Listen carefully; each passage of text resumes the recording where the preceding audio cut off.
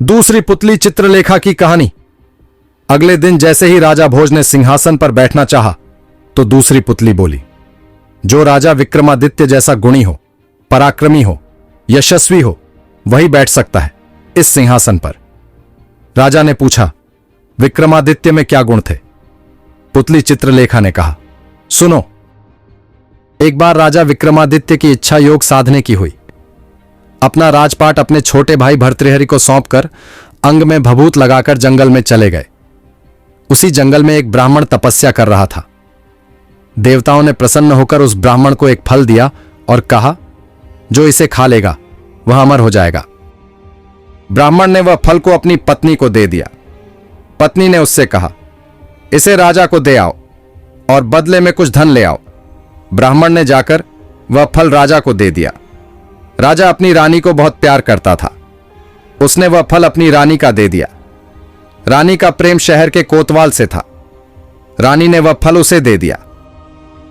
कोतवाल एक वेश्या के पास जाया करता था। उसने वह फल वेश्या को दे दिया।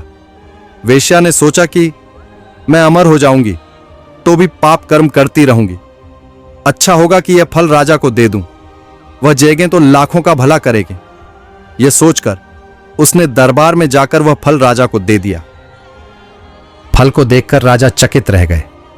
उन्हें सारा भेद मालूम हुआ तो बड़ा दुख हुआ। उसे दुनिया बेकार लगने लगी।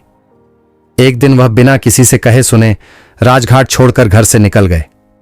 राजा इंद्र को यह मालूम हुआ तो उन्होंने राज्य की रखवाली के लिए एक दूत भेज दिया। इधर जब राजा विक्रमादित्य की योग साधना पूरी हुई तो वह लौटे। दूत ने उन्हें रोका। विक्रमादित्य ने उससे पूछा तो उसने सब हाल बता दिया। विक्रमादित्य ने अपना नाम बताया, फिर भी दूत ने उन्हें न जाने दिया। बोला, तुम विक्रमादित्य हो तो पहले मुझसे लड़ो। दोनों में लड़ाई हुई। विक्रमादित्य ने उसे पछाड़ दिया। दूत बोला, मुझे छोड़ दो, मैं किसी दिन आपके काम आऊंगा। इतना कहकर पुतली बोली, राजन, क्या आप में इतना पराक्रम है कि इंद्र के दूत को हराकर अपना गुलाम बना सको?